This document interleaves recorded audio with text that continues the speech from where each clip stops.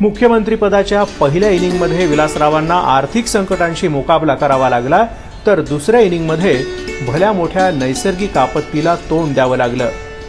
1 November 2004 रोजी विलासराव दुसऱ्यांदा महाराष्ट्राचे मुख्यमंत्री झाले आणि अवघ्या 8च महिन्यात त्यांना अभूतपूर्व अशा महापुराचा सामना करावा लागला। 26 जुलै 2005 हा दिवस महाराष्ट्राच्या दृष्टीने काळा दिवस ठरला। अवघ्या 24 तासात झालेल्या 36 इंच इतक्या विक्रमी पावसामुळे महाराष्ट्रातले 17 जिल्हे जलमय झाले होते। जवळपास 10 लाख हेक्टर जमीन पुराखाली गेली होती। विलासरावांनी ज्या हिमतीने या नैसर्गिक आपत्तीचा सामना केला ती कौतुकास्पदच आहे। महापुराचा तडाखा बसलेल्या आपदग्रस्तांना तात्पुरता निवारा, प्रत्येक कुटुंबाला 1000 रुपये रोख, 10 किलो गहू, 10 किलो तांदूळ आणि 10 लिटर रॉकेल तातडीने पुरवण्याचे आदेश विलासरावांनी दिले। या आदेशाची चोख अंमलबजावणी व्हावी याकडे त्यांनी जातीने लक्ष घातलं। आश्चर्याची बाब म्हणजे अर्धा महाराष्ट्र पाण्याखाली असताना उर्वरित महाराष्ट्रात मात्र पाण्याचं दुर्भिक्ष होतं। ही कमालीची 2 विपरीत टोकांची परिस्थितीही विलासरावांनी कौशल्याने हाताळली।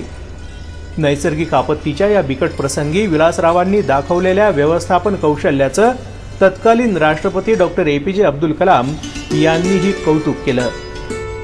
प्रत्येक विषयाचा परिपूर्ण अभ्यास करण्याच्या वृत्तीमुळे राज्यापुढच्या अनेकविध प्रश्नांवर अचूक तोडगा काढणारी विलासरावांची निर्णय क्षमता सर्वसामान्यांवरही प्रभावी छाप पाडते।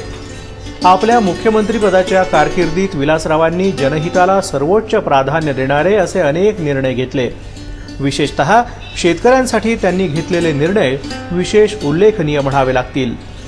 राज्यातील शेतकऱ्यांना 6% व्याजदराने पीक कर्ज देण्याची घोषणा करतानाच सुमारे 9.5 लाख शेतकऱ्यांच्या जवळपास 1400 कोटी रुपयांच्या कर्जाच्या पुनर्रचनेचा विलासरावांचा निर्णय स्वागतार्ह ठरला।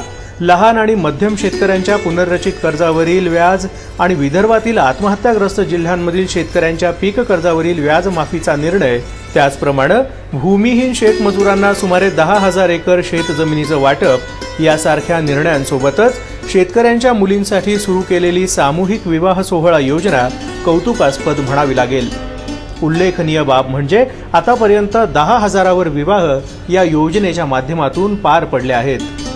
राज्यातील गोरगरीब जनतेची मुलं शिक्षणापासून वंचित राहू नयेत यासाठी विलासरावांनी महत्त्वाचे असे अनेक निर्णय घेतले।